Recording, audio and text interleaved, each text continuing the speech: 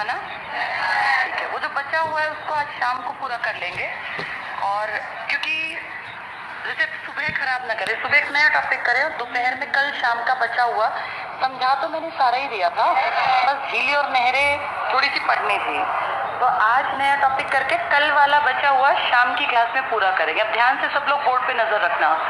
आज एक बहुत इंपॉर्टेंट टॉपिक करने जा रहे हैं, हरियाणा का विद्युत का सारा कामकाज, यानी जितने बिजली घर हैं, कैसे हरियाणा में बिजली बनती है।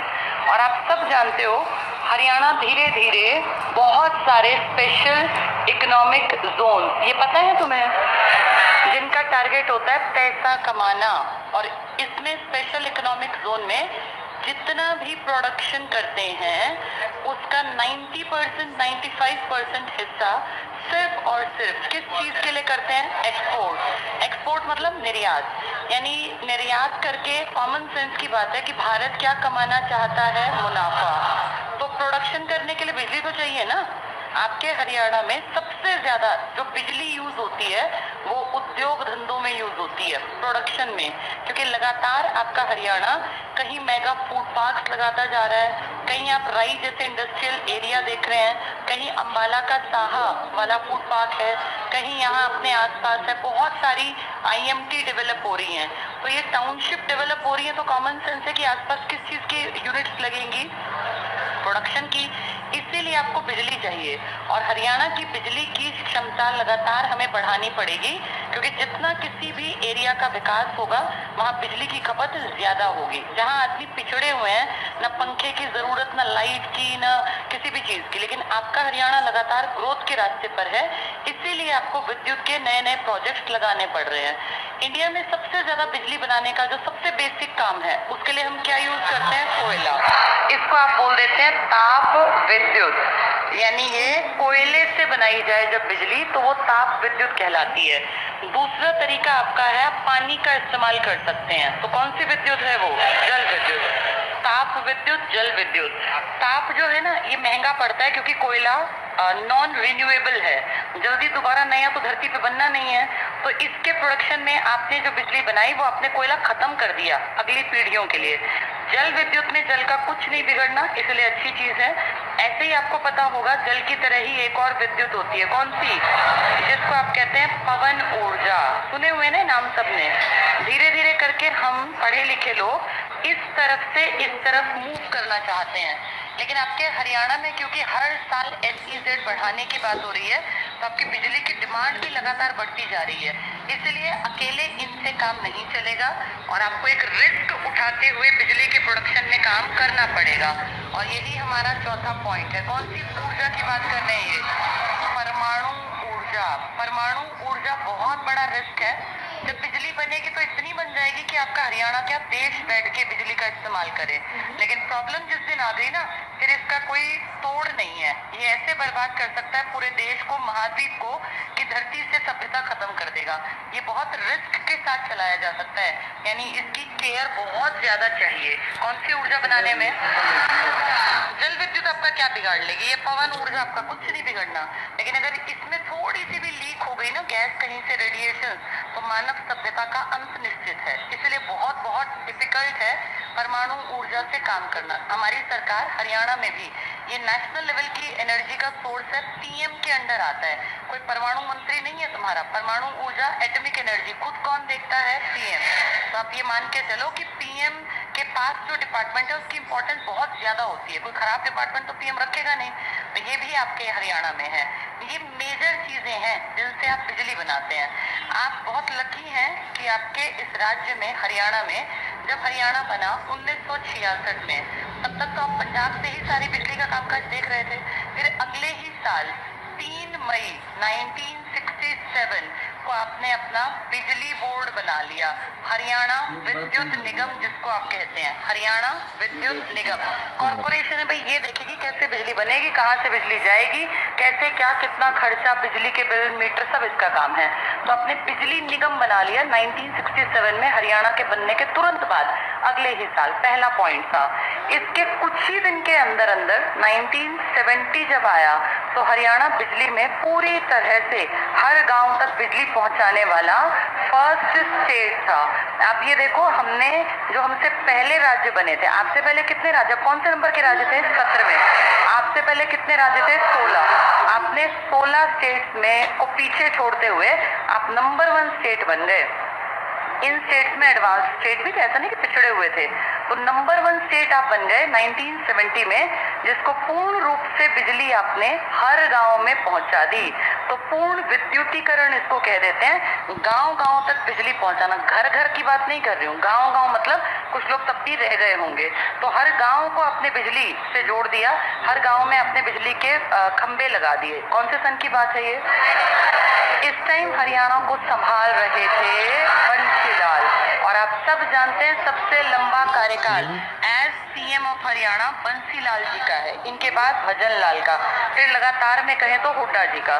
तो ये बहुत बड़ा कामकाज किया इन्होंने।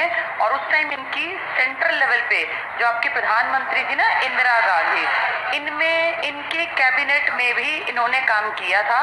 तो इनकी इमेज बहुत बढ़िया थी और इंदिरा को पता था कि भाई ये आदमी बढ़िया काम करेगा। तो जब यहाँ 100% गांव तक बिजली पहुंची, यानी कई हजार गांव तक, तब इंदिरा गांधी खुद आई इनके सीएम के कार्यकाल में 1970 में, और करनाल के नीसिंग ब्लॉक में आके ये घोषणा की।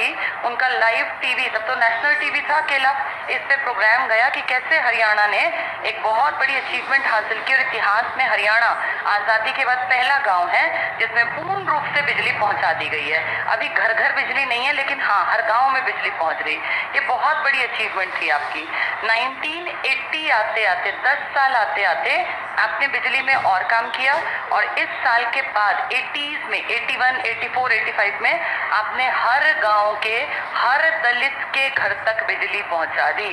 यानी आपने कितनी स्पीड से काम किया कि एससीज के घर तक भी बिजली पहुंचा दी आपने 1980 में। गांव में तो ऑलरेडी थी, लेकिन कहीं कहीं अब दलितों के घर तक, प्लस गांव में जो गलियां थी ना, यानी कहीं ना कहीं गांव की एंट्री पर अभी भी तो लगे हैं ना खंबे हर जगह, इस तरह गांव की गलियां भी जगमग हो गई। तो ये दलितों के घर तक और गलियों तक, गांव की गली में खंबे लगाने का काम कब स्टार्ट कर दिया आपने? फिर ये कई साल चलता रहा। जैसे दशक कहते हैं, ये नहीं कहते एग्जैक्टली 1980, कहते हैं 1980 के दशक में हरियाणा ने हर दलित के घर तक मीटर की पहुंच बना दी कि भाई जो चाहते हैं, कोई लगवाए ना तो अलग बात है, लेकिन सरकारी आंकड़े कहते हैं कि दलितों के घर तक और गलियों में रोशनी हो गई। किस दशक में जाके? यानी 10 साल और लग गए थे। इसके बाद लोग पे इतनी बिजली, सोचो, हर घर तक पहुंची। तो हम जानते हैं आज भी इंडिया में गांव में बिजली की चोरी होती है, अभी भी चल रही है ना चोरी। हरियाणा में तो लोग, हाँ बहुत अच्छी बात है, अगर नहीं चल रही तो अंदर की सच्चाई तुम्हें और मुझे सबको पता है। तो ये चोरी जो है ना, इस चोरी का धीरे धीरे ये इतनी बढ़ गई। चोरी करने में प्रॉब्लम क्या थी? लोग ना वेस्ट बहुत करते थे। जैसे कूलर चला के छोड़ दिया, बिजली भाग गई तो बंद ही नहीं करेंगे। फिर चाहे उस टाइम पे जब बिजली आए तो वो भैंस का काम करने गए, 2 घंटे बिजली चली, वो अपना भैंस के वहां लगे रहे काम में, 2 घंटे कूलर चलता रहा। किसी को टेंशन नहीं कि घर में कूलर चल रहा है, जाके बंद कर दो। इससे बहुत ज्यादा वेस्टेज हो गई। चोरी तक बात सीमित होती तो फिर भी चल जाता काम, लेकिन यहाँ वेस्टेज, क्योंकि बिजली का बिल भरना ही नहीं है, तो लोग जो है ध्यान ना करें अपना, सब जैसे लाइट है सारे घर में लाइट, पंखे, बिजली सब ऑन है। इस वेस्टेज ने बहुत भारी आपके ऊपर, आपके हरियाणा के बिजली निगम के ऊपर बोझ डाला। और फिर बिजली निगम को लगा यार ऐसे तो काम ही नहीं चलेगा, क्योंकि लोग चोरी कर रहे हैं, गड़बड़ कर रहे हैं। इसलिए बिजली निगम ने अपने इस कामकाज को सुधार करने के लिए 1997 में ये विचार किया कि बिजली चोरी ज्यादा हो रही है, इस पे नियंत्रण करना चाहिए। और कैसे करें? तो इस तरह की अथॉरिटीज बना दें जो कामकाज को संभाल पाए। इसीलिए 1997 में आपने बिजली के लिए एक अधिनियम बना दिया कि कैसे हम बिजली में सुधार करेंगे। कानून मान लीजिए कि भाई इस तरीके से सुधार करेंगे। तो बिजली को सुधारने से पहले तो बिजली के सिस्टम को सुधारना जरूरी है। चोरी से पहले सिस्टम सुधारो। 1998 में जो हरियाणा बिजली निगम था ना, जिसका काम था बिजली बनाना, बिजली पहुंचाना, चोरी रोकना, इसको कहा भाई इसका काम बहुत ज्यादा है, इसके काम का बंटवारा करो। एक डिपार्टमेंट बना दो जो बिजली का सिर्फ और सिर्फ क्या करेगा? उत्पादन। और एक बना दो जो बिजली का प्रसारण करेगा, या कह लो वितरण करेगा, बंटवारा करेगा। अब सारा काम एक करेगा तो फंस जाएगा। तो एक को कुछ नहीं करना, सिर्फ उत्पादन की जितनी यूनिट लगेंगी ना, भाई बिजली घर लग गया, सही चल रही है, टरबाइन की नहीं चल रही है, बिजली घर की मेंटेनेंस है, कोई चीज खराब हो गई है, तो क्योंकि बिजली के बहुत सारे उपकरण होते हैं, इसका काम सिर्फ यूनिट की देखभाल करना है। इसको कोई मतलब नहीं कहाँ कितने घंटे बिजली जाएगी, कहाँ बिजली चोरी हो रही है। इसको सिर्फ एक काम है, प्रोडक्शन पे ध्यान देवे। प्रोडक्शन बढ़िया कब होगा, जब जितनी यूनिट लगा रखी है वो सब वर्किंग कंडीशन में होंगी। अब हरियाणा का तो ये हाल था ना, यूनिट लगा के भूल गए कि कहाँ है, वो जंग लग गई, खराब हो गई, पता ही नहीं चल रहा। तो इसको कहा तुम्हें सिर्फ मेंटेनेंस देखनी है, यूनिट जितनी लगी है या नई लगेगी, इनका कामकाज देख लेना, इनके सारे जितने इसमें इलेक्ट्रॉनिक सामान लगे हैं, गैजेट्स हैं, सब संभालना। इसको सिर्फ प्रोडक्शन से मतलब है, कहाँ जाएगा कैसे जाएगा इसको नहीं मतलब। तुम नहरों तक पहुंचा, ये गांव तक पहुंचाओगे या औद्योगिक क्षेत्र में दोगे या घर तक, इसको कोई मतलब नहीं। इसका काम है हमें ट्यूबवेल तक बिजली पहुंचानी है या SEZ में बिजली ज्यादा देनी है या 24 घंटे गांव में देनी है, ये देखेगा, ये प्रसारण करेगा, ट्रांसमिशन, और ये डिस्ट्रीब्यूशन करेगा। तो बिजली अपने निगम को सुधार रही है और काम का बंटवारा कितने हिस्सों में कर दिया। अब फिर ये कहा कि ठीक है उत्पादन तो एक जगह हो जाएगा, उत्पादन का सारा काम देख लेंगे, लेकिन वितरण बहुत दुखी करेगा। वितरण और प्रसारण ये दुखी करेंगे, क्योंकि बंटवारे के लिए 3 बहुत बड़े सेक्टर हैं। एक तो आपका औद्योगिक है, हरियाणा लगातार बढ़ रहा था, और ये 90s का जो दौर था ना, ये LPG की पॉलिसी थी, लिबरलाइजेशन, प्राइवेटाइजेशन, ग्लोबल। तो आपका ये बहादुरगढ़, आपका ये दिल्ली से लगता इलाका लगातार ग्रोथ कर रहा था। तो वैसे भी आप जानते हैं 1985 के बाद NCR में बहुत काम हुआ है, और NCR का तो मेन हिस्सा ही आप लोग हैं, आपका 57% हिस्सा NCR। तब 57 नहीं था, लेकिन था तो औद्योगिक बिजली बहुत ज्यादा चाहिए हमें, सबसे ज्यादा यूटिलाइजेशन होता है उद्योग धंधों में। इसके बाद फिर आपका मेन कामकाज क्या है, उसके बाद कृषि। तो आपको ट्यूबवेल में, भैया ट्यूबवेल चलाना है तो आपको ये बिजली चाहिए ही चाहिए। तीसरा सबसे लोअर लेवल पे आपका खर्चा था घरेलू, नहीं भी आएगी तब भी चल जाएगा, दिन में 4 घंटे 6 घंटे में भी लोग रह लेते हैं, लेकिन इसकी और इसकी बिजली आप नहीं काट सकते, खासकर औद्योगिक तो बिल्कुल भी नहीं। तो वितरण का बंटवारा कैसे करें, कैसे बांटें, इसके लिए 2 डिपार्टमेंट बनाए। एक को कह दिया उत्तरी विद्युत प्रसारण निगम, और एक को नाम दे दिया दक्षिणी। यानी हम बिजली देंगे 2 अलग अलग डिपार्टमेंट में, एक उत्तरी हरियाणा देख लेगा पूरा और एक दक्षिणी हरियाणा। विद्युत प्रसारण निगम इनके आगे का जैसे शॉर्ट फॉर्म में आ जाएगा। अब उत्तरी हरियाणा का हेडक्वार्टर बना दिया पंचकुला, और इसके 2, अब ध्यान से समझना, फिर ये किताब बहुत आसान है अगर ये समझ में आ गया।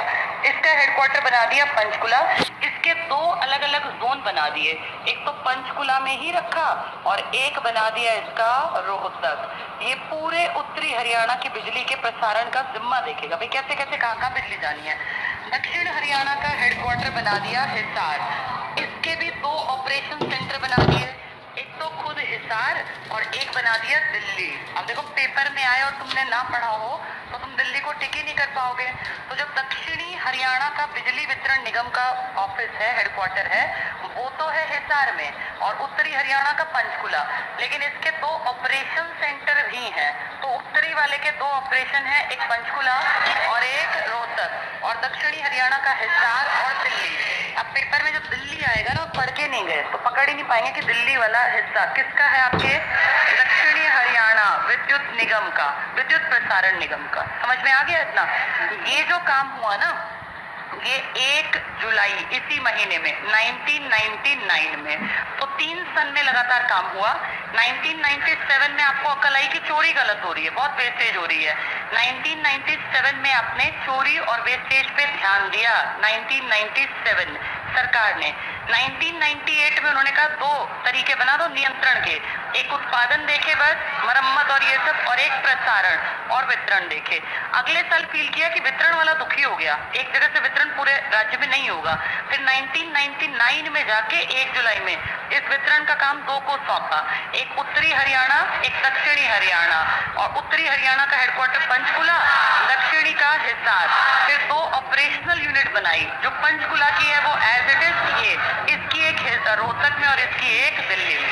समझ में आ गया। 1967 में आपका बिजली निगम बना, बिजली बोर्ड।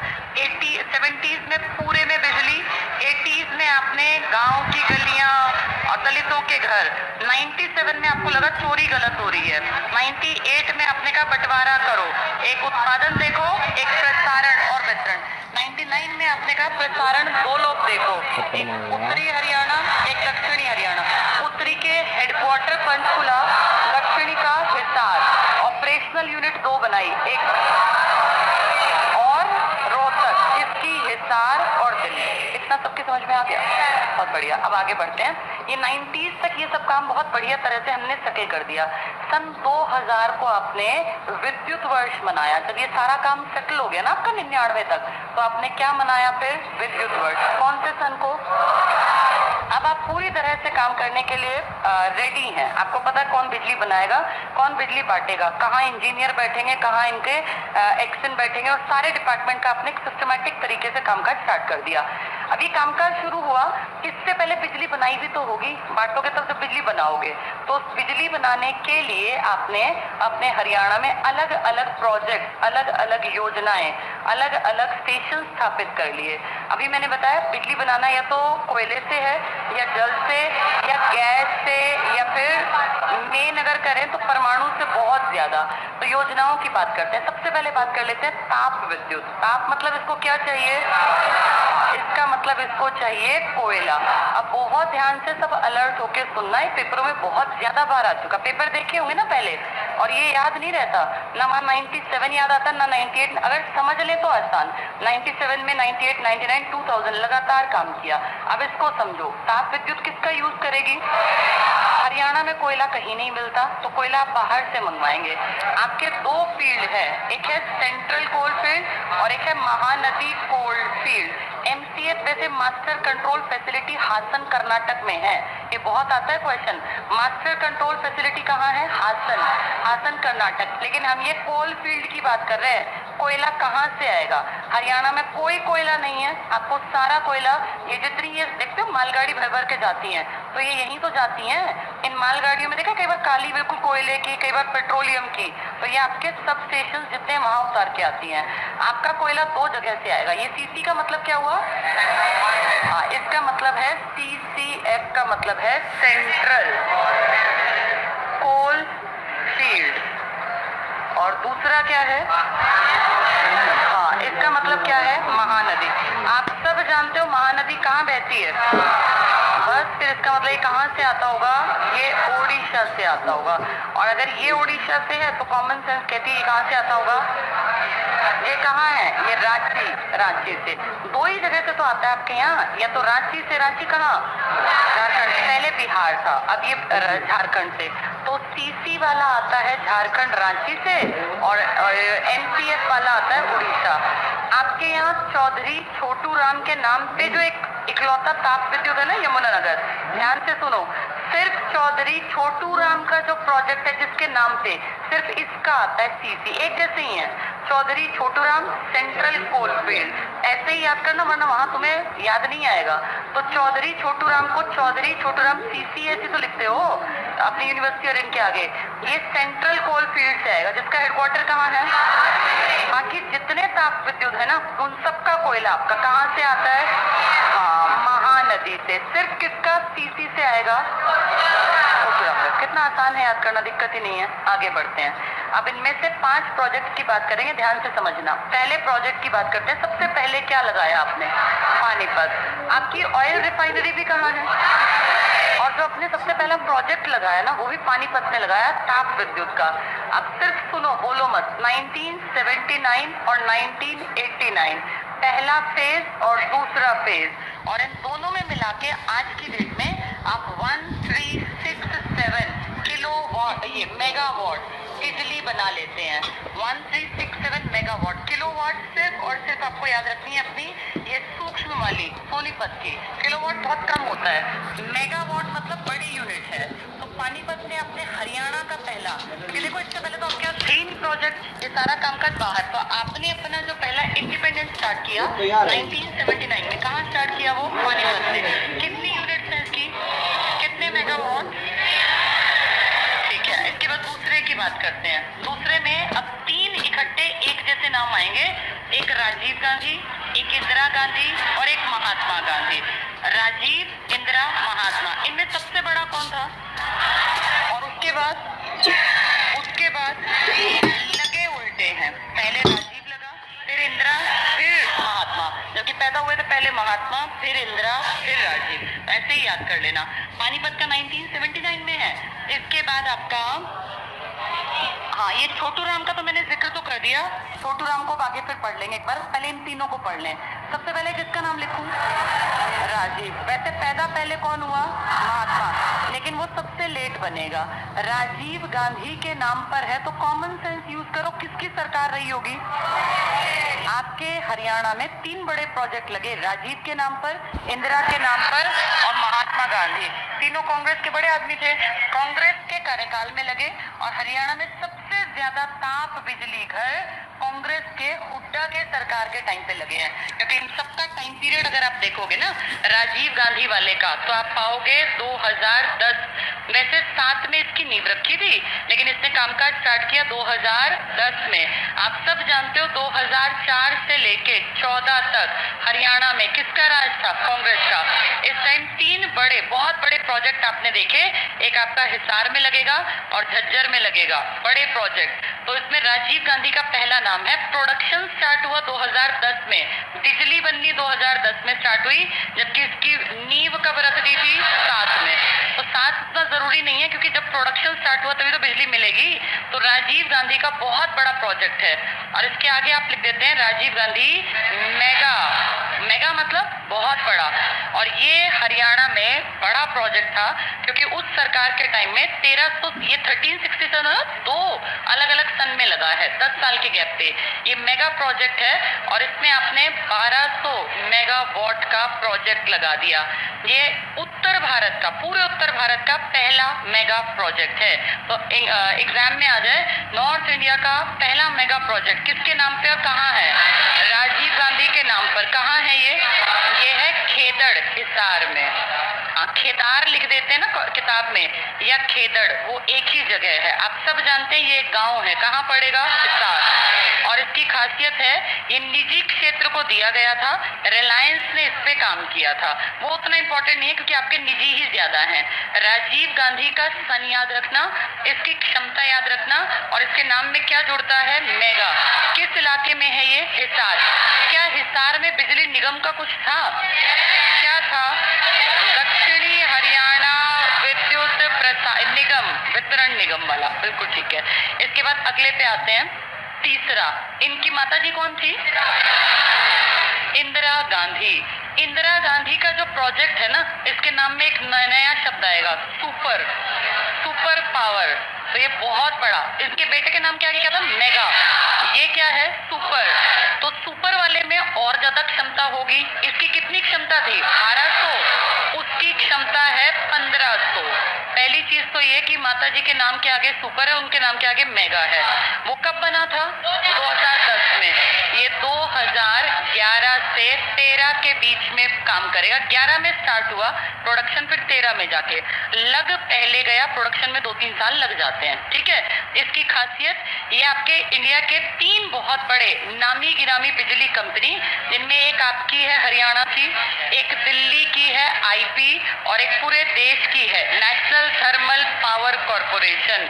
आपकी हरियाणा की जो है ना पावर जनरेशन, सुना है इसका नाम? Haryana power generation corporation limited. ये है Indraprastha power generation corporation limited, national thermal power corporation. ये 3 बहुत बड़े, आपकी मदद की है दिल्ली ने भी, और आपकी मदद की है नेशनल लेवल के एनटीपीसी ने भी। ये तीनों मिलेंगे, सुपर मतलब बहुत बड़ा प्रोजेक्ट। तो ये तीनों मिलके आपके हरियाणा में काम करेंगे। और इसी का पहला नाम था अरावली। अरावली एक्चुअली वो कंपनी थी जो इसके ऊपर काम कर रही थी।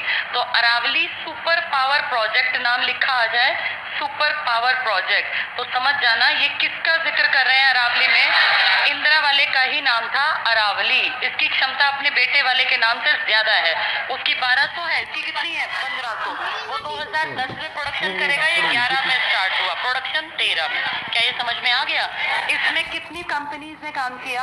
आपकी हरियाणा की, दिल्ली की आईपी, और पूरे इंडिया की एनटीपीसी। इसके बाद चौथे नंबर पर आ गया महात्मा गांधी का नाम। महात्मा गांधी। महात्मा गांधी के नाम पर कहाँ लगाई आपने ये? ये झज्जर में है, झज्जर में। ये उसके और बाद काम स्टार्ट करेगी। उसने कब किया? 2011 में ना, ये 2012 में काम स्टार्ट करेगी। 14 में फिर प्रोडक्शन शुरू हुआ। महात्मा गांधी वाली का नाम बाद में आएगा, पहले किसका नाम आएगा? राजीव। मेगा, उसके बाद माता जी का नाम, अरावली भी वही है, उसके नाम में सुपर आएगा। मेगा वाली उत्तर भारत की पहली थी, सुपर में 3 बड़ी कंपनी। और महात्मा गांधी वाले की क्षमता की अगर बात करूं 1320 मेगावाट। ये कहां पर है? झज्जर में। इंदिरा गांधी वाली भी कहां थी? झज्जर में। राजीव वाली कहां है? खेतड़ या खेदार, हिसार में। सबको समझ में आ गई है? ये लगी है किस सीएम के टाइम में? हुड्डा। तो आपके यहाँ ये वाला प्रोजेक्ट है या मेगा प्रोजेक्ट है या फिर सुपर प्रोजेक्ट है, सब हुड्डा के टाइम में। इनसे पहले मैंने आपको बताया हरियाणा का पहला कौन सा था? पानीपत में। कौन से सन में लग गया था? और याद करो, इसके बाद 80 में गाँव में कैसे बिजली, दलितों के और गलियों में खंबे लगे थे। तो ये सारे प्रोजेक्ट मेन से मैंने आपको ताप वाले बता दिए। ठीक है, अब आते हैं अगले टॉपिक पे। क्या हरियाणा में जलीय विद्युत भी बनाई जाती है? जल की तुम कैसे बना पाते हो? कौन सी नदी है तुम्हारे पास? यमुना नदी पे आपने 2 बड़े प्रोजेक्ट लॉन्च कर रखे हैं। सबसे पहला है जब ये मुड़ती है ना कैनल, क्या नाम है उसका? पश्चिमी यमुना नहर। तो पश्चिमी यमुना नहर, इसी के आगे जाके आपने, जब ये ऐसे यमुना नदी ये है तो यहीं पे आपने प्रोजेक्ट बना दिए। और क्योंकि बिजली जब पानी से बनती है ना तो बहुत ज्यादा मेगावाट नहीं आ सकती, तो ये थोड़े में रहेगी। जब भी पानी की बात करें तो 1200-1500 मत टिक करना। पश्चिमी यमुना नहर 67 किलो ये मेगावाट, बहुत थोड़ा है। अभी हम 1200, 1320, 1500 ऐसी बातें कर रहे हैं, या 1367। अब हम कह रहे हैं मेगावाट में छोटे डिजिट पे आ गए, क्योंकि पानी किसका यूज, ये क्या यूज किया है? पानी। वो कोयले की बात थी। पश्चिमी यमुना नहर पे आपने अलग अलग जैसे बूस्टर और इस तरह के स्टेशंस लगा के कह रहे हैं ये 4 जगह डेवलप करने की बात हो गई थी। एक तो डेवलप कर दिया था, बाद में इन पे सब पे काम चलता रहा और ये ठीक ठाक सब पानी का यूज करके बिजली बना रही है। इसके बाद आपने एक बनाई अपनी इसी यमुना नहर पर ही, नाम दे दिया सूक्ष्म जल विद्युत परियोजना। सूक्ष्म मतलब माइक्रो, तो बहुत थोड़े की बात करेंगे। थोड़ा है तो हमेशा किलोवाट में चले जाना। अब ये सूक्ष्म जल विद्युत परियोजना आपके हरियाणा के सोनीपत के एक गांव ककरोई नहर के पास है ना, तो ये यहीं पर सूक्ष्म जल विद्युत परियोजना ककरोई में लगाई गई। और जब ये लगाई गई थी तो इसकी 4 यूनिट लगाने की बात हुई थी। हर यूनिट पे 100 किलोवाट, मेगावाट नहीं लिख रही, 4 यूनिट लगनी थी। मतलब कितने किलोवाट की? हाँ, लेकिन एक यूनिट काम नहीं कर रही, इसलिए सब किताबों में लिखा हुआ है 300 किलोवाट। क्षमता कितने की डिसाइड की गई थी? 400, लेकिन एक यूनिट ढंग से काम नहीं कर रही थी, तो कितने पे अटक गई है? 300। पानी की बस 2 ही मेन है, एक यमुनानगर में और एक आपकी। अगर कहें बड़ी कौन सी है तो यमुनानगर की, और छोटी कौन सी है? ये मेगावाट में है, फिर भी आपके वाले तो किलोवाट में है। और कितनी यूनिट लगानी थी उसकी?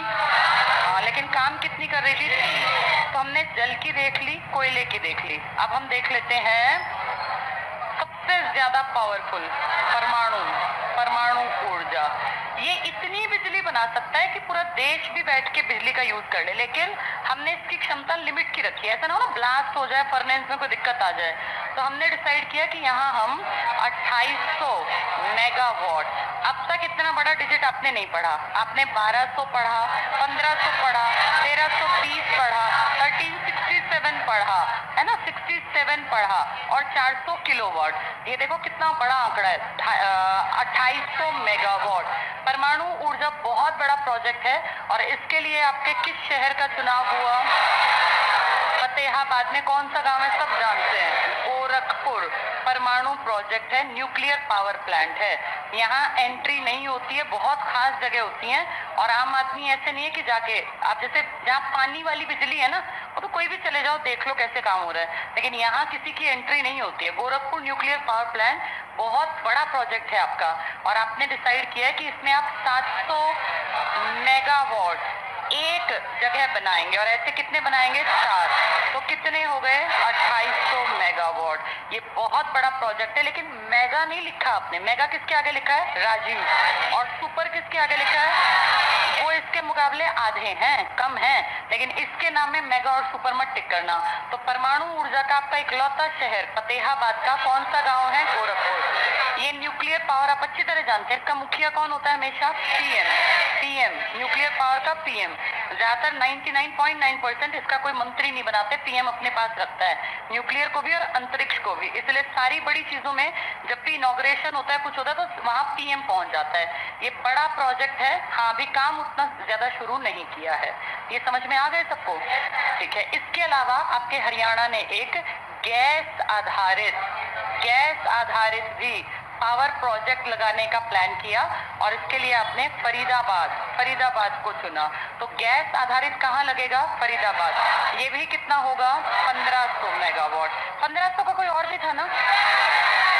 हाँ, इंदिरा गांधी वाला, उनके बेटे का 1200, महात्मा का 1320, और इस पानीपत वाले का 1367 में, और ये सोनीपत के ककरोई वाले का 400 किलोवाट बनना था, लेकिन प्रोडक्शन 300 का हुआ।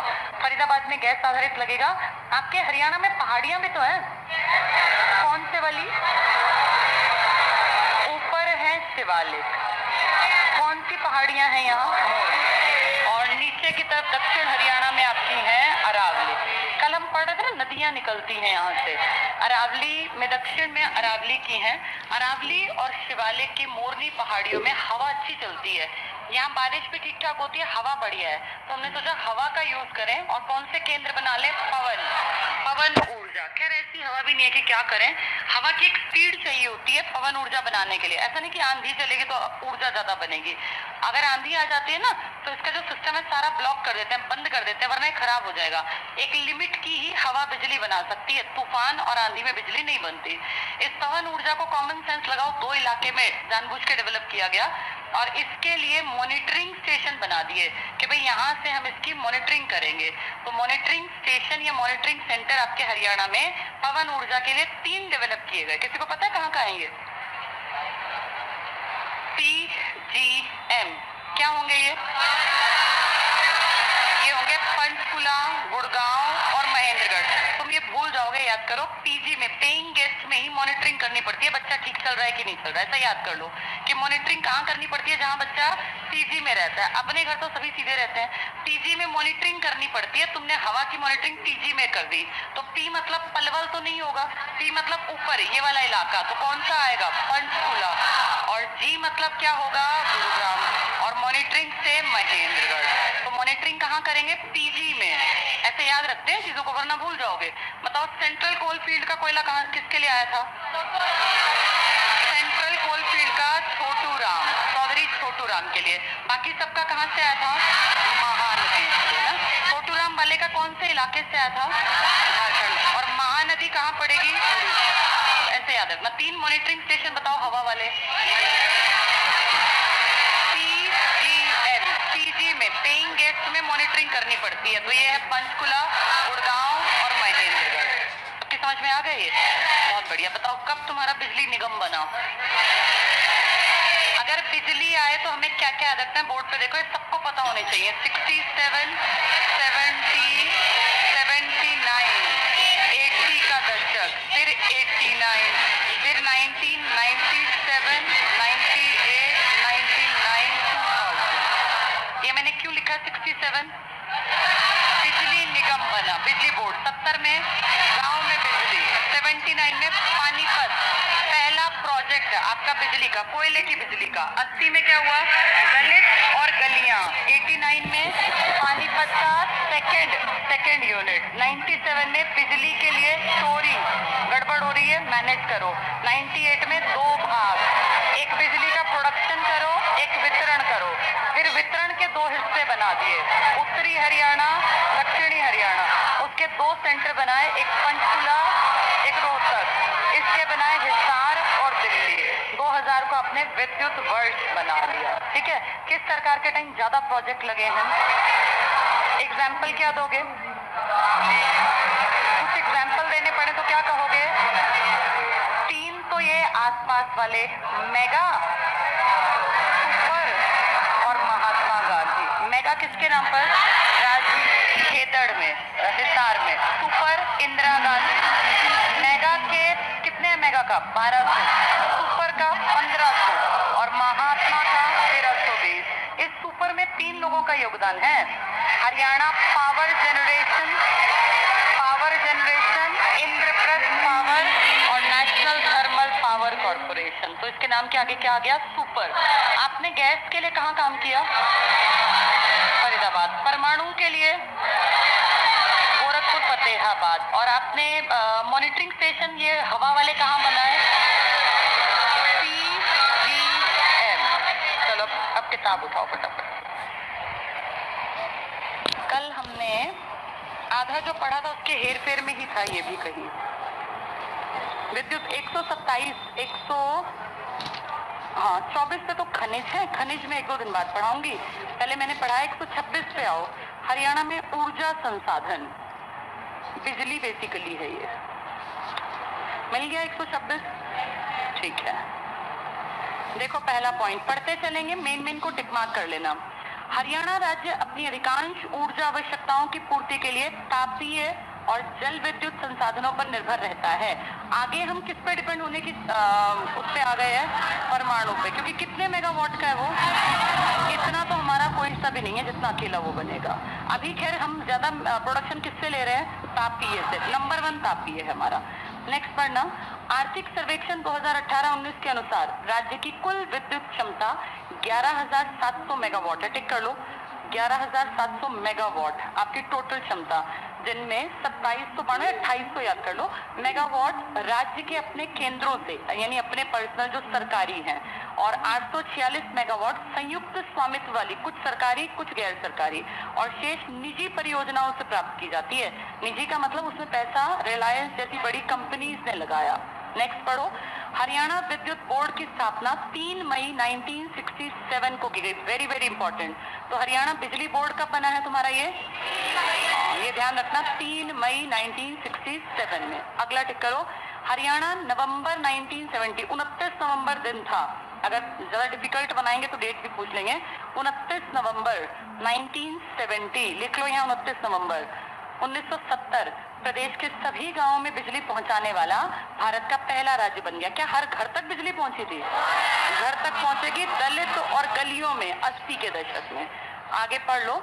इस उपलब्धि को तत्कालीन मुख्यमंत्री, ये टिक कर लो, बंसीलाल जी के कार्यकाल में पूरा किया गया। यहीं लिख लो 1980 के दशक में, दशक मतलब होता है 81, 82, 83, 84 तक काम चलता रहा। 1980 के दशक में दलितों के घरों प्लस गलियों में बिजली की आपूर्ति। 80 के दशक में दलितों के घरों प्लस गलियों में बिजली की आपूर्ति। ठीक है, आगे बढ़े। हरियाणा विद्युत सुधार अधिनियम, बिजली की चोरी बर्बादी को रोकने के लिए सुधार करना पड़ा। 1997 के अंतर्गत राज्य बिजली, बहुत इंपॉर्टेंट, अंडरलाइन कर लो, हरियाणा विद्युत सुधार अधिनियम 1997 के अंतर्गत राज्य बिजली बोर्ड का विभाजन 2 भागों में किया गया। बंटवारा कब किया गया? 97 में तो काम किया, 98 में बंटवारा और 99 में फिर ज्यादा बंटवारा। ये टिक कर लो। बिजली बोर्ड का विभाजन 2 भागों में किया गया। अधिनियम 97 का है, बंटवारा 98 में हुआ। पहला भाग हरियाणा बिजली उत्पादन निगम लिमिटेड है, अंडरलाइन कर लो, बिजली उत्पादन करेगा, बस ये प्रोडक्शन देखेगा, जिसका काम है राज्य के ताप और जल विद्युत संयंत्रों का रख रखाव करना। तो उत्पादन के लिए अगर संयंत्र खराब होंगे तो उत्पादन कैसे होगा? इसका मतलब इसको मेंटेन करना है सारे सिस्टम को। द्वितीय भाग, ये सब अंडरलाइन करो, हरियाणा बिजली प्रसारण निगम लिमिटेड है, जिसका काम है विद्युत का प्रसारण और वितरण। तो 2 चीजें आपने डिवाइड कर दी। पहले आप सुधार का अधिनियम कब लेके आए? 97। फिर 99 में आपने क्या किया? एक बिजली बना लो और एक बिजली बांट लो। फिर 99 में आपने कहा बांटने वाले का काम ज्यादा है तो इसके 2 हिस्से बना दो, एक उत्तरी हरियाणा और एक दक्षिणी हरियाणा। नेक्स्ट टिक करना। हरियाणा सरकार द्वारा 1998 को विद्युत विनियंत्रक आयोग की स्थापना की गई, जो नियंत्रण रखेगा। तो विद्युत विनियंत्रक आयोग कब बना है? 1998 में। बिजली सुधार अधिनियम कब आया? 97 में।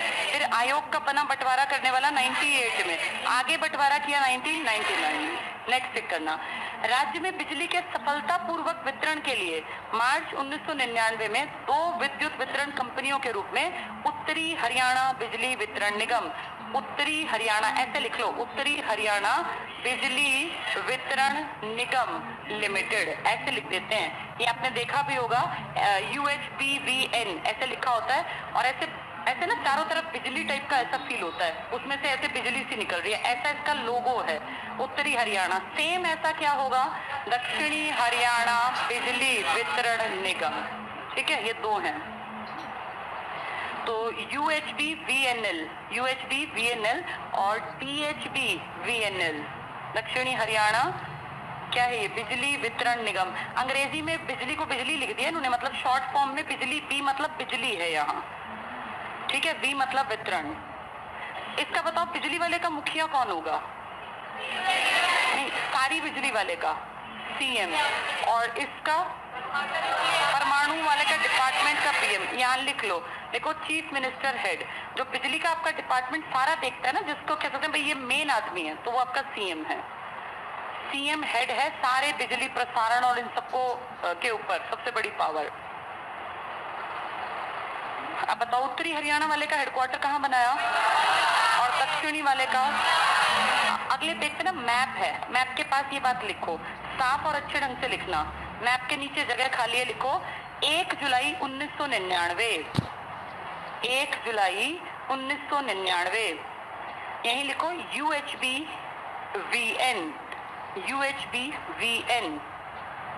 इसके सामने लिख लो अपने हाथ एक बार, उत्तरी हरियाणा बिजली वितरण निगम, फिर भूलोगे नहीं, उत्तरी हरियाणा बिजली वितरण निगम। इसी में अगले लाइन को हेडक्वार्टर पंचकुला, 3 पॉइंट लिखने हैं बस छोटे छोटे, हेडक्वार्टर पंचकुला। अगले पॉइंट में HQ हेडक्वार्टर पंचकुला, इसमें थर्ड पॉइंट लिखो CM हेड हैं, मुखिया हैं, मुखिया CM। इसी में अगला पॉइंट लिखो 2 ऑपरेशनल यूनिट या जोन, 2 ऑपरेशनल जोन या यूनिट, जो मन करे, 2 ऑपरेशनल जोन।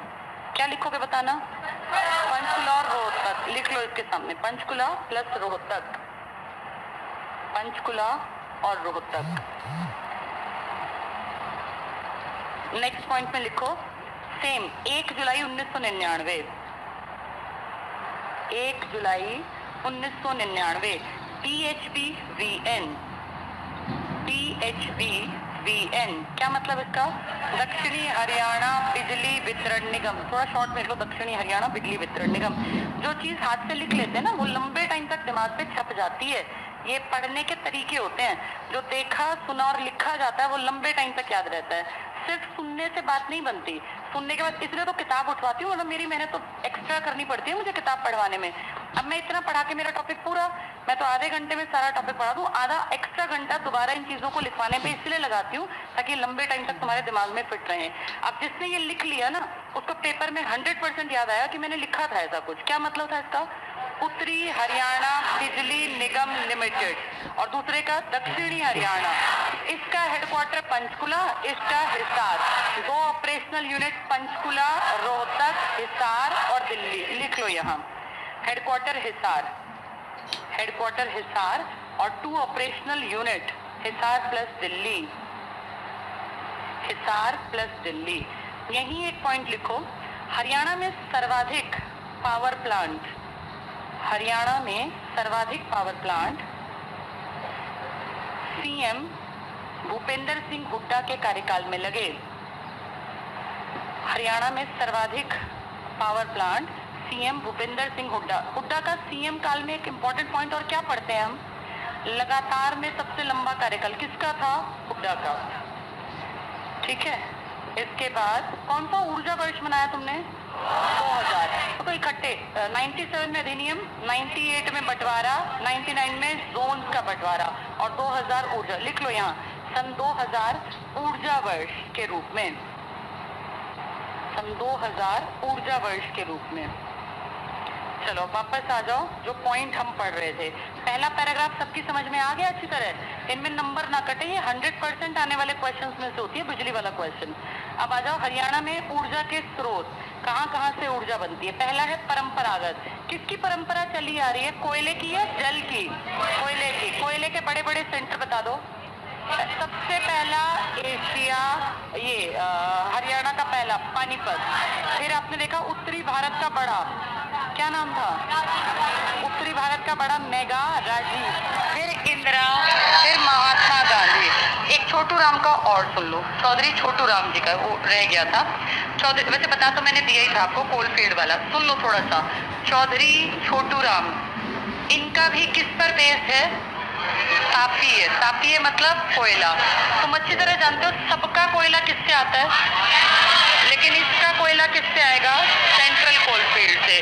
चौधरी छोटू राम वाला जो है ना, इसमें ये किस इलाके में है, पहला क्वेश्चन, यमुनानगर में। और इसका कोयला कहाँ से आता है, सेंट्रल कोलफील्ड से। बस यही दो मेन काम है। निजी प्रोजेक्ट था पहला, ये पहला निजी था, बाकी निजी तो ये सारे लग ही गए जो हमने पढ़े हैं। फटाफट से पढ़ते चलेंगे। परंपरागत ऊर्जा स्रोत ऐसे ऊर्जा स्रोत हैं जिनका भंडार पृथ्वी पर सीमित है।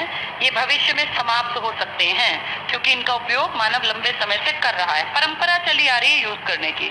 नेक्स्ट देखो, परंपरागत में कोयला आता है, परमाणु ऊर्जा आती है, पेट्रोलियम आता है, प्राकृतिक गैस। तो गैस वाला आपका कहाँ है, फरीदाबाद में। ये परमाणु वाला कहाँ है, गोरखपुर में। और ये कोयले वाला कहाँ कहाँ है, 5 है। एक आपका पानीपत, यमुनानगर, झज्जर में 2 और 1 हिसार में। आगे पढ़ो। परंपरागत ऊर्जा स्रोत से उत्पन्न होने वाले ऊर्जा को 2 भागों में, तापीय और जल विद्युत में बांटा जा सकता है। तापीय विद्युत में आ जाओ। वैसे जल वाली ना गैर परंपरागत है, लिख लो जल के नीचे, गैर परंपरागत। कहाँ परंपरा है इसकी, कभी खत्म भी नहीं होगा। गैर परंपरागत जल विद्युत, परंपरागत है कोयला, पेट्रोलियम जो खत्म हो जाएगा। पहले पे आ जाओ, राज्य के तापीय विद्युत केंद्र। वेरी इंपॉर्टेंट, स्टार्ट हो गया पॉइंट पहला। पानीपत तापीय विद्युत केंद्र, स्थापना 1 नवंबर 1979 को। आसान लिखा है, ये आसन कला है, आसन कला गांव पानीपत में। विद्युत उत्पादन क्षमता टिक कर लो 1367 मेगावाट। यहाँ लिख लो, लिखो हरियाणा की पहली योजना थी ये, हरियाणा की फर्स्ट योजना जो इंडिपेंडेंट थी। वैसे तो पंजाब से हम बिजली ले ही रहे थे, लेकिन हमारी पहली बड़ी योजना थी ये, ताप पर आधारित। ये कितने फेज में बनी है, 2। यहाँ लिख लो 2 फेज, 2 चरण। पहला 1979 और सेकेंड 1989। तब तक फिर बहुत सारे चेंजेस हो गए थे। 2 फेज इसमें लिख लो। पहला फेज 1979 में 440 मेगावाट का प्रोजेक्ट लगाया था, फिर बाद में थोड़ा बढ़ा दिया था, लेकिन स्टार्टिंग 440 मेगावाट लिख लो। और दूसरा 1989 वाला 920 मेगावाट, 440 और 920, 440 मेगावाट और 920 मेगावाट, कितना हो गया ये, 1360। और इनमें पॉइंट रहे होंगे तभी हम कहते हैं 1367। ये मेगावाट है। कौन से सन में पहला प्रोजेक्ट लगा, पहली यूनिट 19, हरियाणा का पहला था ये, ताप में 1989। First phase, second phase.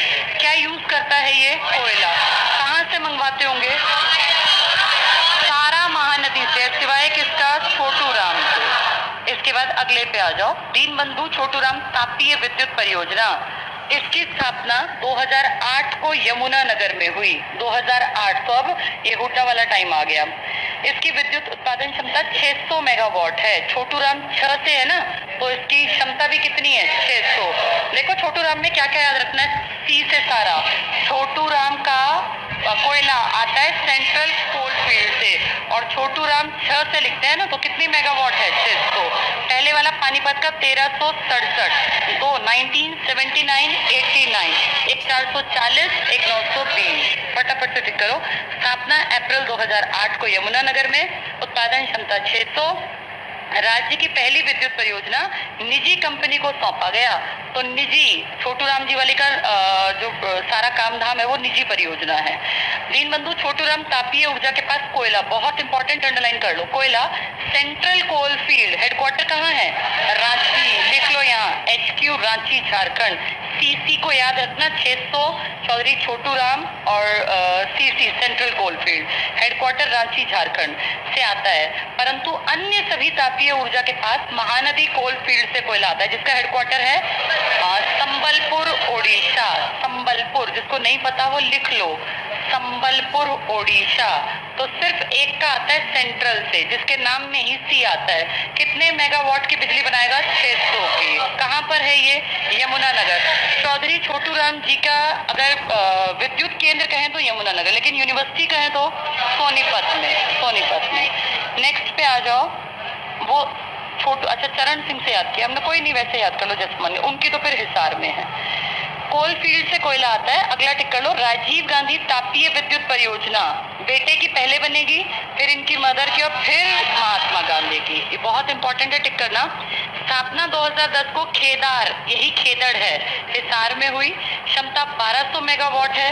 निर्माण रिलायंस ऊर्जा लिमिटेड। रिलायंस से पहले निजी वाली किसने काम कर लिया? उसका सन कितना था? 2008। इसका सन कितना है? वैसे तो काम साथ में स्टार्ट हुआ, लेकिन प्रोडक्शन बना 2010 में, वही काम का है हमारे लिए।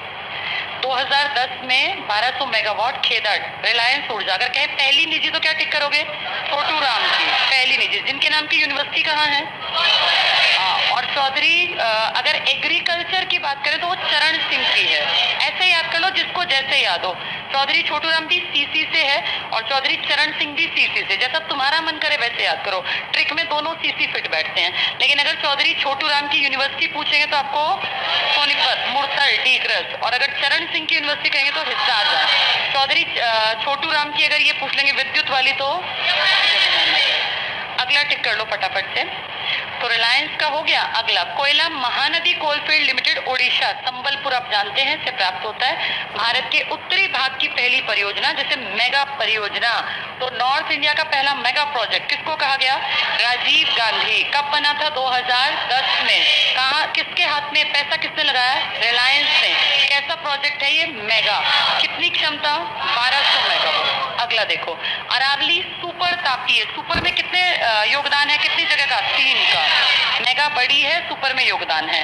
सुपर तापीय विद्युत परियोजना, यहाँ लिखो लार्जेस्ट थर्मल पावर प्लांट। वैसे तो आपका पावर प्लांट 2800 सबसे बड़ा है, लेकिन अगर वो कहे तापीय बताओ तो किसका नाम लोगे? इंदिरा गांधी वाले का। लिख लो लार्जेस्ट थर्मल पावर प्लांट, क्योंकि थर्मल में आपने या तो 1367 देखा, या 600 देखा, या 1200 देखेंगे, या 1320 देखेंगे। ये कितने का है? 1500, तो सबसे बड़ा है। लेकिन अगर कहें हरियाणा में कौन सी विद्युत परियोजना सबसे बड़ी है, तो आप कहोगे गोरखपुर। उन्होंने तापीय नहीं लिखा, तापीय कहेंगे तो किसका नाम लोगे? सुपर का। यहाँ लिख लो लार्जेस्ट थर्मल पावर प्लांट। अब टिक करो, स्थापना 2011, 11 से 13 लिख लो, इसके बीच में 11 लिखा है ना, वहीं पे लिख लो 11 से 13 को झज्जर में हुई। इनके बेटे वाली 2010 की है, तो पहले बेटे की, फिर माता जी की, फिर महात्मा गांधी की। ये झज्जर में कहाँ है, किस गांव में? झ से झज्जर और झ से झाड़ली। झ से झज्जर, झज्जर के कौन से गांव में है? झाड़ली। ये पेपर बनाने वालों का ऐसा ही होता है, झाड़ली झाड़ली कुछ बिगाड़ भी सकते हैं ये। तो झज्जर वाला प्रोजेक्ट क्या कहलाता है? सुपर। और सुपर है तो इसका मतलब ये लार्जेस्ट है। कितनी कंपनीज ने मदद की है? कब लगा है? इनके बेटे वाले के नाम के आगे क्या आता है? रिलायंस ने पैसा लगाया। क्या रिलायंस पहली निजी है आपके यहाँ? छोटू राम की पहली निजी है। छोटू राम की क्षमता कितनी थी? और इसकी राजीव वाले की और इनकी माता जी की, तभी तो ये लार्जेस्ट है। अगर किसकी बात करें? तापीय की। फटाफट से टिक कर लो। अरावली में उत्पादन क्षमता, झाड़ली लिख लेना झज्जर के ऊपर। इंदिरा गांधी सुपर तापीय विद्युत परियोजना, क्षमता 1500 मेगावाट। अगला पॉइंट बहुत काम का है, national thermal power corporation NTPC, Indraprastha power generation company limited. कहाँ है इंद्रप्रस्थ? यूनिवर्सिटी भी दिल्ली में है और इंद्रप्रस्थ की कई चीजें दिल्ली में, क्योंकि इंद्रप्रस्थ दिल्ली का ही पुराना नाम था, दिल्ली। और Haryana power generation corporation limited HPGCL, Haryana power generation ही तो हरियाणा बिजली निगम का नाम है। पावर जनरेट जो करता है, अभी तो पढ़ा, बिजली बनाने वाला। 2 डिपार्टमेंट है ना, एक बांटने वाला और एक बनाने वाला। बनाने वाले का हेडक्वार्टर पंचकुला में था और बांटने वाले का, फिर पंचकुला बांटने वाले के 2 बना दिए, एक उत्तरी हरियाणा में बांटो, एक दक्षिणी हरियाणा में, वही है ये। इसके बाद अगला देखना, इस परियोजना को कोयले की आपूर्ति महानदी कोलफील्ड लिमिटेड द्वारा की जाती है। तो कौन इसको कोयला देता है? महानदी। सबको महानदी देती है, सिवाय किसके? सीसी में, छोटू राम में, जिसकी क्षमता भी कितनी है? 600। और वो क्या था? हरियाणा का पहला निजी जिसने पैसा पैसा लगाया। नेक्स्ट पे आ जाओ, महात्मा गांधी तापीय विद्युत परियोजना, स्थापना 2012, 2010 में राजीव वाला, 2011 में इनकी माताजी वाला और 12 में महात्मा गांधी। किसका काल था ये? हुड्डा का, क्योंकि वो 14 तक रहे हैं 4 से। नेक्स्ट चेक कर लो, कोयला आधारित है ये भी। विद्युत उत्पादन क्षमता 1320, तो माँ के नाम वाले में सुपर आएगा, 3 का योगदान है, एक दिल्ली वाला इंद्रप्रस्थ, एक हरियाणा पावर और एक नेशनल थर्मल, सबसे बड़ा थर्मल पावर प्रोजेक्ट हरियाणा का। नेक्स्ट पे आ जाओ, जल विद्युत परियोजनाएं हैं अगली, झज्जर में है महात्मा गांधी और दूसरा कौन सा? अरावली का ही नाम क्या था? इंदिरा गांधी। यही लिख लो, लिखा तो था ऊपर, अरावली दोनों नाम लिखे हैं, ठीक है। 1320 महात्मा गांधी। पश्चिमी यमुना नहर पे आ जाओ, पानी के 2 प्रोजेक्ट हैं, एक यमुना नगर में और एक आपके हरियाणा के सोनीपत के ककरोई में। फटाफट टिक करना। स्थापना 1980 को, 1980। बताओ ये नहर कब बनी थी? अगर पेपर में ही पूछ लें कि नहर कब बनी, आपको इसका पूरा इतिहास नहीं पूछेंगे, वो हमें पता है। पृथ्वीराज चौहान, फिरोज शाह तुगलक, मोहम्मद बिन तुगलक के काल में। फिर हमने पढ़ा 1750 में पानी रुक गया। फिर एक अंग्रेज G.R. ब्लेन, कलकत्ता की इंजीनियर ग्रुप का, बंगाल इंजीनियर ग्रुप, फिर उसने काम किया 1832 में इसमें काम हुआ। फिर फाइनली जाके हमने पढ़ा था 1999 में हथनी कुंड बैराज ताजे वाला, ये ठीक है।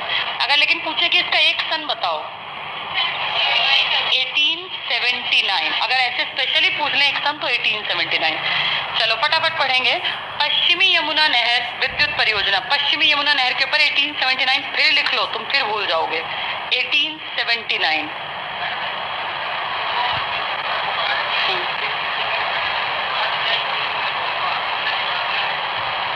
गाजी बेग तुगलक जो है ना, मोहम्मद बिन तुगलक के पिताजी का नाम है। उन्होंने सबसे पहले नहर बनाई थी, लेकिन वो आपके हरियाणा में नहीं बनाई थी। 5 नहरें बनाई थी, यूपी की तरफ ज्यादा गए थे वो। आपके यहाँ जो सबसे बड़ा काम किया वो फिरोज शाह तुगलक ने किया, लेकिन वो जब कर रहा था तब उसका टाइम नहीं था, तब उसके ताऊ के बेटे का टाइम। पहले उसके ताऊ जी ने राज किया 5 साल, फिर ताऊ के लड़के ने राज किया 26 साल, फिर इसने राज किया अगले 38 ईयर्स तक। फटाफट से टिक करो, टाइम हो गया भाई, टॉपिक खत्म करना है। 1980 को हथनी कुंड और दादूपुर, दादूपुर जानते हो 3 गांव हैं, 3 जगह फेमस। सबसे फेमस ये जिसकी बात कर रहे हैं यमुना नगर, फिर अंबाला में भी है और एक यहीं पे था ये करनाल में भी। 3 हैं, जैसे हसनपुर नहीं है, सोनीपत में भी है, पलवल में भी है। सोनीपत वाले की आंगनवाड़ी और पलवल वाले से यमुना, ऐसे ये दादूपुर, दादूपुर कई जगह गांव हैं। यहाँ जल्दी से टिक कर लो। 80 को हथनी कुंड और दादूपुर के मध्य यमुना नगर में हुई, यानी ये कौन से किसकी बात कर रहे हैं? यमुना नगर वाले दादूपुर की। वैसे दादूपुर आपके करनाल में भी और अंबाला में भी, जैसे वो मंजी साहिब नहीं है, कहाँ कहाँ है? अंबाला में भी, रोहतक में भी, ऐसे ही ये है। अगला टिक करना, विद्युत उत्पादन क्षमता। पानी वालों की विद्युत उत्पादन क्षमता कम होती है, ज्यादा? कम होती है, बहुत ज्यादा नहीं होती। 62 मेगावाट है, 62, 67 है, 62 ही होगी, फिर मुझे 67 याद थी। 4 अन्य विद्युत केंद्र, टिक कर लो, 4 अन्य विद्युत केंद्र, इसकी स्थापना 90 में स्वीकृति मिल गई। तो ये सब पानी पे आधारित है। कौन सी नहर के पास है ये? पश्चिमी यमुना, यही पानी है हमारे पास। अगले पेज पे आ जाओ। ककरोई सूक्ष्म जल, सूक्ष्म मतलब माइक्रो प्रोजेक्ट है ये। स्थापना ककरोई गांव सोनीपत में हुई। अगर सूक्ष्म वर्ड आ गया, माइक्रो तो सोनीपत की तरफ है। क्षमता 100 किलोवाट है, 4, लेकिन काम कितने कर रहे हैं? 3, यही लिख लो 300 किलोवाट। तो दोनों में से एक आएगा, दोनों नहीं आएंगे। अगर पूछे कितने में प्रोडक्शन चल पड़ा था? 300 में, 400 में हुआ नहीं। ये मेगावाट है, किलोवाट? सबसे बड़ा मेगावाट कहाँ था? सबसे बड़ा हमने अब तक 1500 पढ़ा है, अगर तापीय की बात करें, परमाणु पढ़ा ही नहीं है। अगले पे आते हैं। ये परियोजना पश्चिमी यमुना नहर के किनारे बनाई गई है। तो 2 जगह है, एक यमुना नगर में दादूपुर के पास और हरियाणा के सोनीपत में ककरोई के पास। गैर परंपरागत पे आ जाओ, जो यूज नहीं करते हम, परंपरा नहीं है। वे स्रोत जिनका नवीनीकरण किया जा सकता है, असीमित समय तक प्राप्त कर सकते हैं। पहला है नाभिकीय ऊर्जा, पूरा देश बैठ के बिजली यूज कर ले इतनी बन जाएगी, लेकिन कंट्रोल नहीं होगी, फिर दिक्कत आएगी। ये अंडरलाइन कर लो। गोरखपुर परमाणु विद्युत परियोजना हरियाणा के फतेहाबाद जिले के गोरखपुर गांव में शुरू की गई। पहले चरण की शुरुआत 2014 में की गई। तो मनमोहन सिंह आपके जब देश के प्रधानमंत्री थे उनके अंडर लेटर स्टेज में फिर ये बीजेपी सरकार आ गई। इस परियोजना के अंतर्गत 4 इकाइयां, टिक कर लो, 4 इकाइयां, प्रत्येक की क्षमता 700 मेगावाट, कुल उत्पादन 2800 megawatt. Nuclear power corporation of India, very very important, nuclear power corporation of Haryana नहीं है ये, क्या लिखा है? इंडिया। इसका मुखिया कौन है? आपके बिजली वाले डिपार्टमेंट का मुखिया कौन है? ठीक है, यहाँ लिख लो, न्यूक्लियर पावर के ऊपर मुखिया पीएम। ये राज्य का पहला परमाणु बिजली घर है। तापीय घर कौन सा बनाया तुमने पहला? पानीपत में। कौन सा गांव?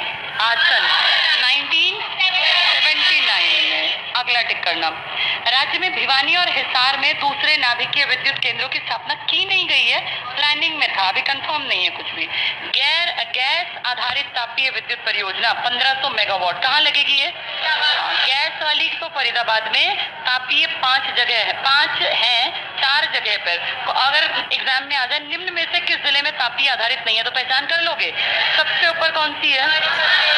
सबसे ऊपर है चौधरी छोटू राम। कहाँ पर है? यमुना नगर।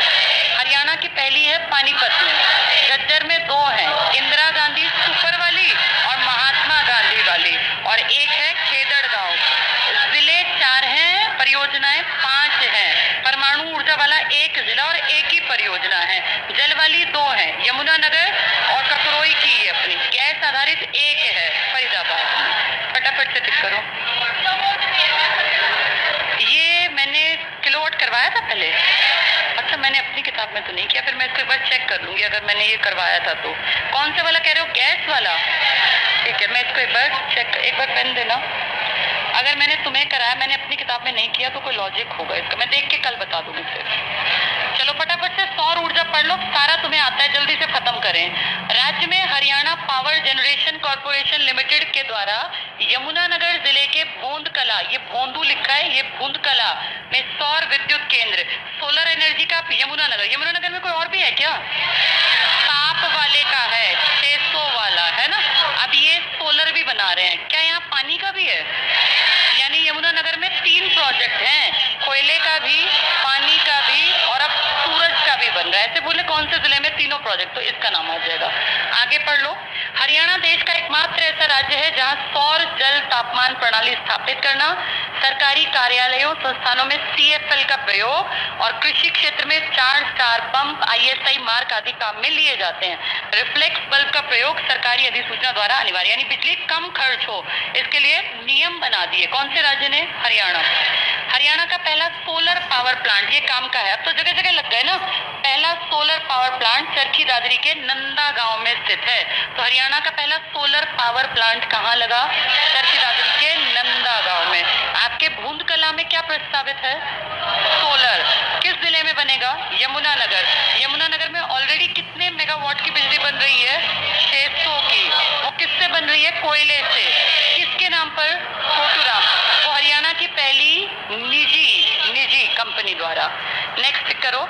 अंतरराष्ट्रीय सौर ऊर्जा मुख्यालय, जो बार बार पढ़ते हैं, ISA, इंटरनेशनल सोलर अलायंस, जिसके मुखिया आपके देश में प्रधानमंत्री मोदी जी जब फ्रांस गए थे, एक बहुत बड़ी मीटिंग थी, दुनिया भर के देश आए, तो वहां फ्रांस के हेड और आपके हेड ने डिसाइड किया कि जो ये 23 डिग्री के आसपास के देश है ना, 0 डिग्री तक ऊपर नीचे, ये सोलर एनर्जी के ऊपर बेस्ड हो जाए। वही प्रोजेक्ट है 2015 में, ISA, इंटरनेशनल सोलर अलायंस। इसका मुख्यालय कहाँ है? आपके हरियाणा के गुड़गांव में। पवन ऊर्जा, जल्दी से टिक करो। हरियाणा में मुख्य रूप से पंचकुला जिले की मोरनी की पहाड़ियों और दक्षिणी हरियाणा में अरावली की पहाड़ियों के भाग पवन ऊर्जा के लिए बेस्ट हैं। राज्य में वेरी इंपॉर्टेंट 3 टिक करो, पंचकुला, गुड़गांव, महेंद्रगढ़। नेक्स्ट लाइन टिक करना। मॉनिटरिंग स्टेशन स्थापित किए गए। तो कहाँ मॉनिटरिंग किसकी करनी पड़ती है? जो पेइंग गेस्ट रहते हैं, PG में मॉनिटरिंग करनी पड़ती है, PGM। समझ में आ गया सबको? ये नवीनीकरण ऊर्जा पार्क योजना सिर्फ पढ़ लो। सौर ऊर्जा के विकास के लिए पहला सोलर पावर स्टेशन कहाँ लगाया आपने? चरखी दादरी के नंदा गांव में। टिक कर लो। 18 जिलों में 20 ऊर्जा पार्कों की स्थापना की गई। ठीक है। इसके बाद ये ऊर्जा पुरस्कार अभी नहीं कराती, पेज 129 पे लास्ट टिक कर लो, ये आपको आता है इसलिए इसका लास्ट है बस। ये पहला पॉइंट टिक करना। 3 मई 1967 क्या हुआ था? बिजली बोर्ड बना था आपका, टिक कर लो। राज्य विद्युत बोर्ड का गठन किया गया और 1988 को पुनर्गठन हुआ। 88 में तो कुछ हुआ ही नहीं। 98 में, 97 में अधिनियम, 98 में भाई क्या किया? 98 में एक उत्पादन कर लो, एक वितरण देख लो, फिर वितरण वाले के 2 बना दिए 99 में, फिर 2000 में क्या बनाया?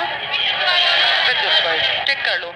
ये काट दो, 1988 लिखो। 1998 को पुनर्गठन हुआ और 2 भागों में, एक हरियाणा बिजली उत्पादन और एक हरियाणा बिजली संप्रेषण को हम क्या कह रहे हैं? वितरण। वितरण और प्रसारण। संप्रेषण होता है बोलना, थोड़ा इसको काट के ठीक लिख लो, लिखो वितरण और प्रसारण। वितरण बंटवारा, प्रसारण भेजना, भाई तार बिछाना। वितरण यहाँ इतने घंटे, यहाँ इतने। सबसे ज्यादा बिजली किसमें यूज करता है हरियाणा? औद्योगिक। ये ऊपर एक लाइन में लिखो, लिखो बिजली की सर्वाधिक खपत, बिजली की सर्वाधिक खपत औद्योगिक इकाइयां करती हैं। हरियाणा की बात कर रहे हैं हम। बिजली की सर्वाधिक खपत औद्योगिक इकाइयां, फर्स्ट लिख लो। सेकंड कृषि क्षेत्र और थर्ड घरेलू। घर में ज्यादा बिजली नहीं यूज होती। पहला औद्योगिक इकाइयां, सेकंड कृषि और थर्ड घरेलू। इसके बाद बस ये सेकंड लास्ट पॉइंट टिक कर लो। हरियाणा में ऊर्जा संरक्षण अधिनियम भी बनाया, भाई बिजली बचाएंगे, 2001 में, लेकिन लागू हुआ 2003 में। हरियाणा विद्युत उत्पादन निगम लिमिटेड HPGCL किसमें ये काम कर रहा है? HPGCL 3 थे ना, NTPC, IPGCL और हरियाणा की स्थापना 1997 को की गई थी। उत्पादन की स्थापना 97 में की गई थी या 1998 में? 97 में अधिनियम आया जिसके बेसिस पर 98 में डिवीजन हुआ और 99 में उस डिवीजन के एक हिस्से के अगले 2 हिस्से बना दिए। बताओ दिल्ली में तुम्हारा क्या है? दक्षिणी हरियाणा बिजली वितरण निगम का जोनल स्टेशन है। जोनल कह लीजिए, एक्स्ट्रा स्टेशन। वितरण का हेडक्वार्टर लिखवाया था, वो सब हेडक्वार्टर में लिखवाया होगा। एक बार मैं फिर भी देख लूंगी। गुड़गांव में इसका बड़ा काम शुरू हुआ था, एक बार मैं देख के बता दूंगी अपने नोट्स में।